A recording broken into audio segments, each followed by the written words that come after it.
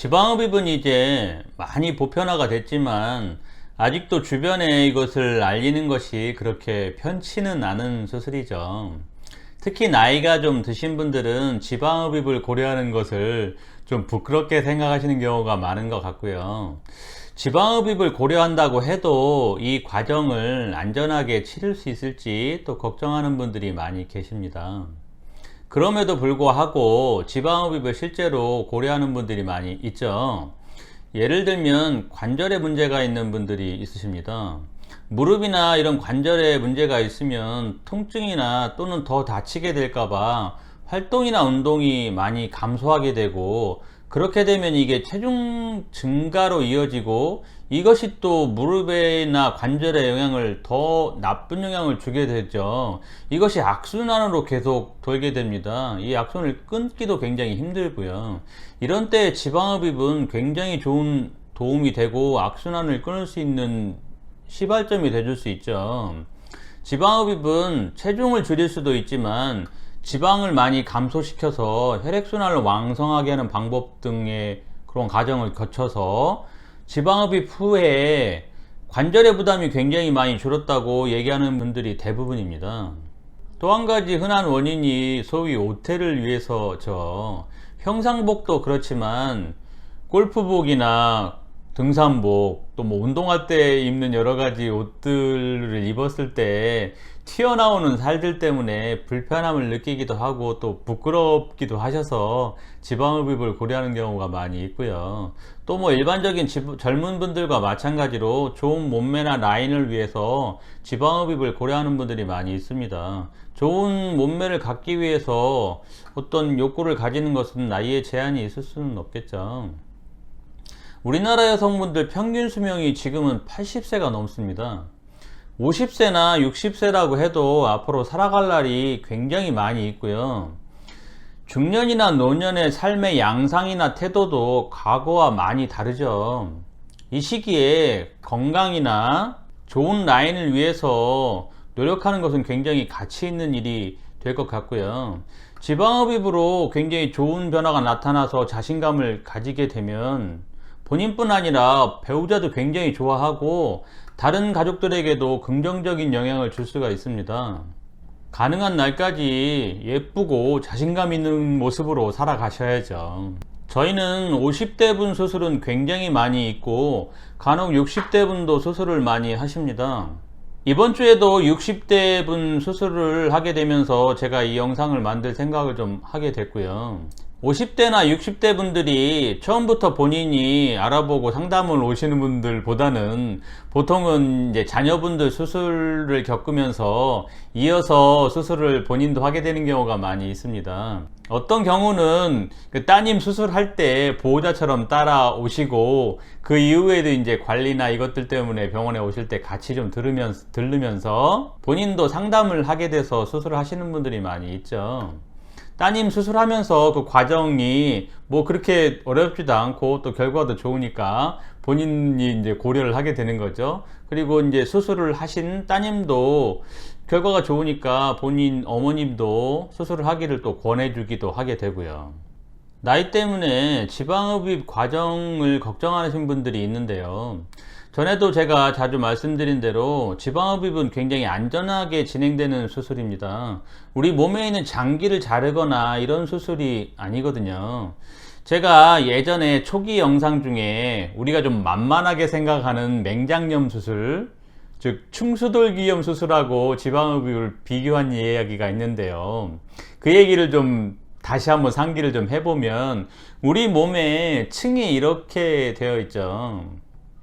맹장염 수술은 피부를 열고 지방을 뚫고 들어가고 근육, 복막을 뚫고 들어가서 안에 있는 장기들과 내장 지방을 헤집어서 맹장을 찾고 염증 부위를 이제 잘 조절해 준 다음에 잘 정리하고 그 지금 열어놨던 층들을 전부 다 봉합하면서 쭉 정리하면서 나오는 게 맹장염 수술이죠.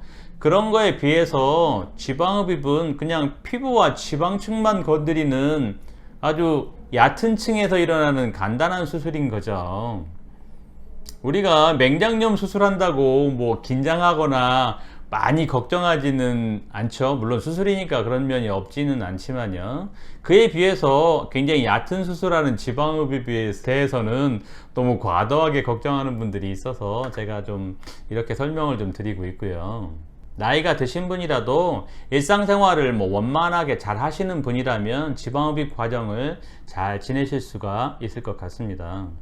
볼륨을 줄이면 나이가 더 들어서 소위 기력이 없어지는 것이 아닌가 이렇게 질문하는 분들이 많이 있으신데, 이 기력이라는 것은 지방이 만드는 것이 아니고 근육이나 이런 것들이 만드는 것이겠죠.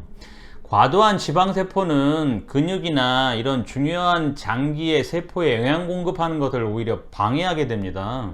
지방세포들도 우리 몸에서 그 역할이 있기는 하지만 현대사회에서는 그 역할이 많이 좀 감소돼서 상당량의 지방이 감소된다고 해도 크게 문제는 없게 되고요.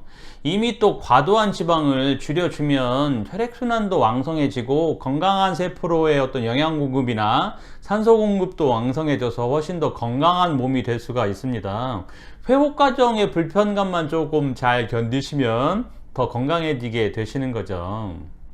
사회적으로 유행하는 굉장히 많은 감량법들이 사실은 식사량을 너무 줄이거나 또는 밸런스를 깨뜨려서 일시적인 수분 감소에 의한 감량을 만드는 것에 비하면 굉장히 좋은 감량이 되고요. 상업적으로 이런 것들이 너무 과장되게 이렇게 광고가 되면서 실제로 지방의 감소를 만들지 못하면서 돈과 시간과 열정을 낭비하게 되는 경우가 많은 것 같습니다. 제가 상담 과정에 좀 들어보면 이 다이어트에 굉장히 돈을 많이 들인 분들이 많이 있으세요. 지방흡입을 하시고 결과를 얻은 다음에 많은 분들이 자기가 다이어트나 또는 최근에 다른 데 돈 쓴 것보다 훨씬 더 가치 있는 일이었다, 이렇게 말씀하시는 분들이 많이 있으시죠. 문제가 없지는 않습니다. 젊은 사람의 지방흡입보다 좀 더 주의해야 될 점이 몇 가지가 있기는 하죠. 첫 번째가 이제 수술 후에 나타나는 어지럼증입니다. 젊은 사람의 경우에도 간혹 그 수술 후에 물과 전해질의 밸런스가 좀 좋지 않아서 어지럼증을 느끼는 분들이 있죠. 수일 동안. 근데 나이가 좀 있으신 분들은 이 몸 자체가 물과 전해질 밸런스를 잡아주거나 또는 혈관의 수축과 이완을 좀 다이나믹하게 하는 어떤 이런 기능이 좀 약해져서 기립성 저혈압이 좀 더 잘 나타날 수도 있고, 이런 문제 때문에 어지럼증을 느끼는 분들이 꽤 있으세요. 그런데 시술자들도 이 내용은 잘 알고 있기 때문에 뭐 관리를 잘 해주실 수는 있을 것 같고요.